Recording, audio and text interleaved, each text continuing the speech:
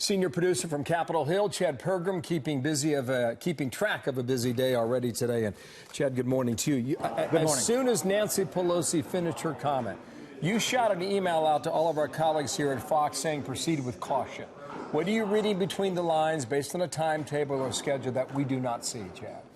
What is important to know here about Nancy Pelosi is that a lot of her public statements are not meant for the public and reporters. They're meant for her members. And what I was struck by, Bill, in her remarks is what she didn't say. She did not lay out a timetable. She did not say we're going to do this by Christmas. There was no news flash in this statement. This was kind of a placeholder to remind people that they're working on impeachment. But always when you're dealing with Nancy Pelosi, the Speaker of the House, and you fillet her statements, there's a little bit of zen in what she says. We're forging ahead, but we're not forging ahead. We're going forward, but we're not going forward right now. I have been told, Bill, repeatedly by senior Democratic leadership sources that they think it might be a crunch to try to do this by Christmas time.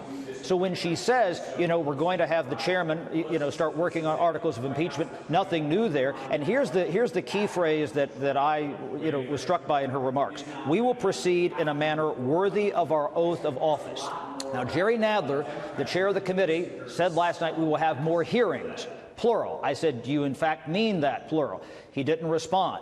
What they would at least have to have at some point is a markup session where they actually write the articles of impeachment. That's an open session. And then you would probably have to have 3 days of debate on the House floor engaging all currently 431 members of the House. You just can't do that in an hour or two. And to do that, Bill, before Christmas time and do it, in an earnest fashion, where they're really, giving the gravity to this, that's going to be tough, Bill. 19 days from Christmas, Chad. I know we pointed out a lot. In 1998, it was December 19th when the House voted and passed to impeach Bill Clinton. Go ahead. And they also didn't have to fund the government, which this year the government shutdown date is 11/59 on the 20th. And the Democrats absolutely cannot have a government shutdown while they're doing impeachment, or Republicans will say, look, you're too focused on impeachment and not doing the basics of government work. Hey, Chad, sorry, go ahead, before we let you go there, we just had Dan Kildee on from Michigan, Democrat in the House, reacting to Nancy Pelosi at the top of the hour. He would not commit to whether or not he would be a yes on a vote for impeachment if it were held today. He said he's going to wait to see what the articles of impeachment are. Bill and I have interviewed several Democrats on this program in recent days after more than 30 hours of testimony in the House Intelligence Committee, the public hearing in the judiciary this week.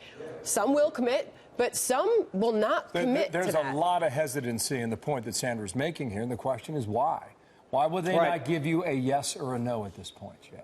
Well, I think that Congressman Kildee is spot on. They have to actually see what the articles of impeachment are. Is it abuse of power? Is it bribery? Remember, in 1998, you referenced December 19th, 1998, that Saturday bill where they impeached President Clinton. There were 4 articles of impeachment on the floor, and the House only approved 2. So you could see a scenario, and I've been told about 3 to 4 articles is what they're going to narrow this down to. 3 to 4 articles where some members vote yes on some articles, some vote no, and you might only have an article or 2 approved on the House floor. If history is our guide, that's probably what happens, and you would have some Democrats, even someone like Dan Kildee, potentially voting no if it isn't what they see right in their wheelhouse. Chad, final question on timing here. At the end of your note, you talk about Democrats, if they were to take this through the holidays and into January, what that would do to momentum and if that would change the process and change any minds.